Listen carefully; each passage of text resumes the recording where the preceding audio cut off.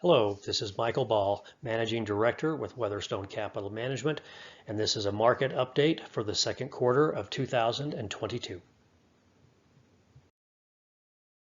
The primary things that we're going to take a look at are the tough quarter that both stocks and bonds had during the first 3 months of the year.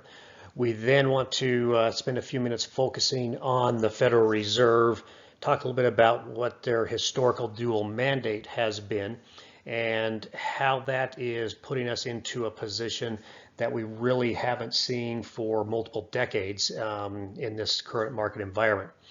Finally, we'll talk about how those things are shaping our current positioning in both stocks and bonds and some thoughts on the outlook from where we may go from here. Well, we finally transitioned away from having COVID as the primary macro factor that's impacting the financial markets. And now in its place, we have inflation as the biggest concern. We're seeing inflation at levels that we haven't seen since the early 1980s. And this is bringing challenges to the markets that most of us haven't seen in our investing lifetimes. This is something that we're going to dive into further in this commentary. We've seen significant movement in bond yields since the beginning of the year.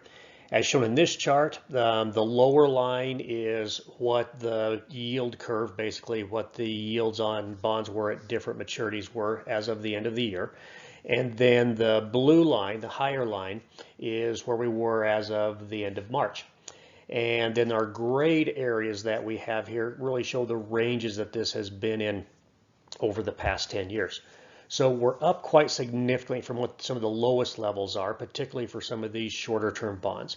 For some of the longer term bonds, we're still pretty modest in terms of where we're at inside that range.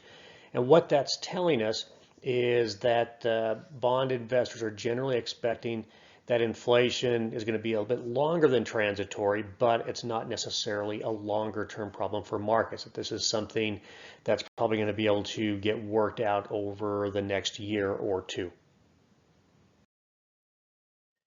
Here's another view of how interest rates have fluctuated over the past 15 years. The top line is showing the yields on lower quality bonds. The next line is off of your higher quality bonds, and then the bottom line is for Treasury bills. So as we can see here, Treasury bills are just starting to move up as the Federal Reserve is just now beginning to hike interest rates. But interest rates on bonds that are not set in terms of the yield by the Federal Reserve have already started to move up quite a bit here over the past few months. And as you look back, you can see we've had periods of time or we've had other spikes in yields, whether it's concerns because the economy may be slowing or inflation may be picking up. So this is not completely out of the ordinary. What is a bit unusual is that when we look at the amount of inflation that we have relative to where bond yields have been in the past, we're still generally on the lower end of what we've seen. As mentioned in our prior quarterly commentary, 2021 was a poor year for bonds, both domestically and around the world. The main U.S. bond indexes were down about 1.5%. As we look at how the first quarter of 2022 has started off, it's even weaker than the full year of 2021 was. And most bond categories around the world have already experienced declines that were larger than anything that they had seen in 2021 as well. And if we were to end the year right now, this would rank as the worst year for bonds in several decades. Although our tactical bond strategies are down modestly, they're down much less than what we're seeing in the major bond indexes. And we feel good about their prospects that we have during the coming months, and we'll talk about that a little bit further.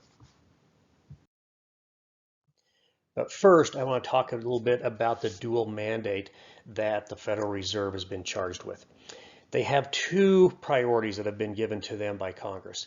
One of maximum employment, and then the second is stable prices. If we look at the maximum employment portion of that mandate, conditions have hardly been better for job seekers in decades. If we look at the chart that we have here, we can see that job openings remain very plentiful, and we reached kind of a unique milestone here recently of having more than 2 job openings out there for every person who said that they were out there and seeking a job. So the Federal Reserve doesn't really need to worry much about this part of their mandate. Everything is going very smoothly. When it comes to the stable prices portion of their mandate, we're seeing the highest levels of inflation since the early 1980s. And the inflation is not just in the United States, but also in most places around the world. The Federal Reserve is doing a very poor job on this portion of their mandate. There's many reasons for inflation, but one of the simplified explanations is too much money chasing too few goods. With all the money that's been sent out by the US and many other governments from around the world over the past couple of years, people have had more disposable income with which to purchase goods. One of the ways to cool down demand is to hike interest rates and make it more expensive for individuals and companies to afford purchases. And this is the path that the Federal Reserve is now aggressively embarking on to slow down inflation and strive to bring the economy back into a better overall balance. So as we look at how this is now starting to impact the stock market, stocks have been selling at historically expensive valuations for the past few years. This has begun to come down as earnings growth has been quite strong recently, and it's also come down additionally as stocks have begun to decline relative to earnings growth. One of the most important questions we have on our minds is whether investors are still going to be willing to pay premium valuations for stocks in an increasingly inflationary environment.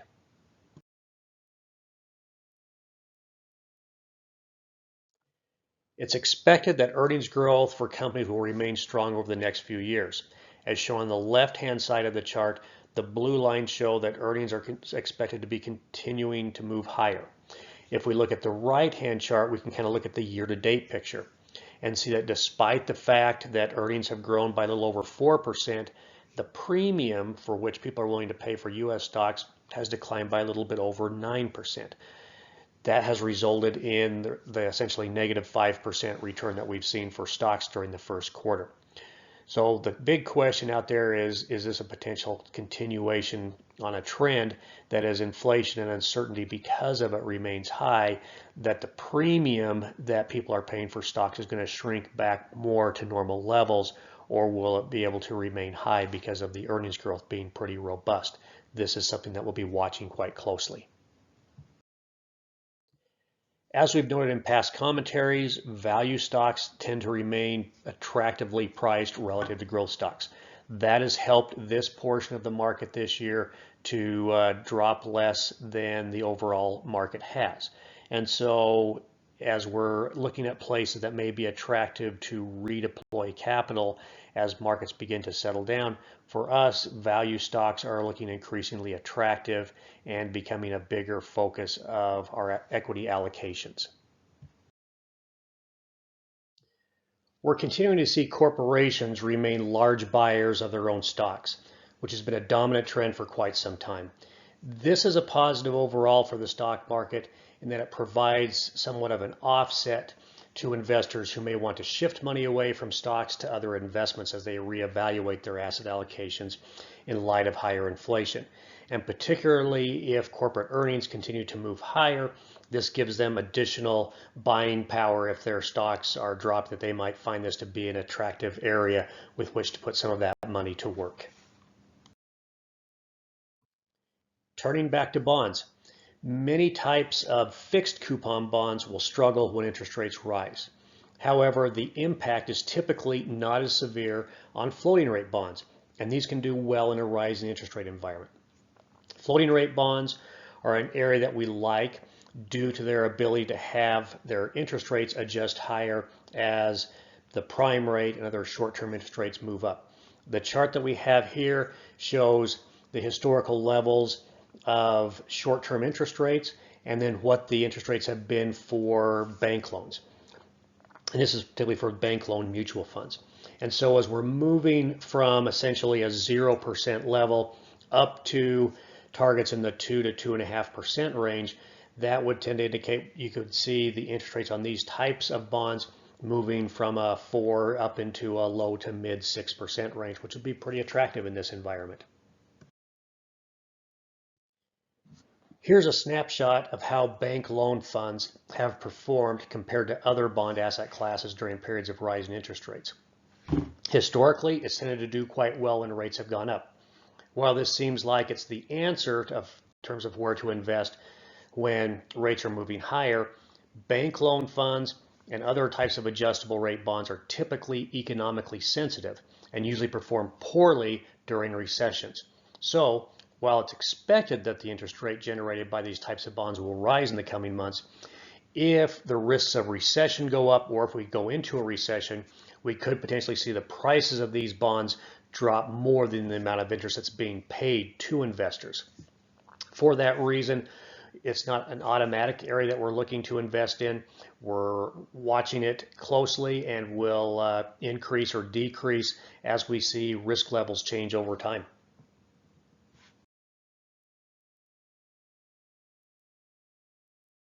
In addition, when we take a look at how the municipal bond market has performed after market pullbacks that are similar to the one that we're currently experiencing, there's historically been a strong mean reversion potential that's typically been in the high single digit to low double digit returns over the next 12 to 18 months from when the correction, from that time period from when the correction had run its course. Of course, past performance is not going to guarantee future results, but this is an area that we're watching and expecting to invest in once the bond markets do begin to rebound. So as we look at how we're positioning inside of the equity portions of our tactical models, we're pretty defensive in terms of the amount of cash that we're holding. This is due to both the shorter term risk measurement models being predominantly neutral to negative, and the compression that we've started to see in valuations coming down, and then the Federal Reserve hiking interest rates and essentially starting to drain liquidity from the financial system. These are both going to be some sizable headwinds over the coming months and quarters, and so we're just taking a more cautious approach to that. And our biggest concern long term is that the high valuation levels that we have could revert back to more normal levels, which that's pretty far below where we're at and could imply another 20% or more in terms of the market decline.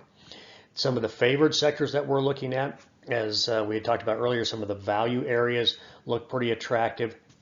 So consumer staples, energy, commodities in this portion of the economic cycle, and then cash as a buffer.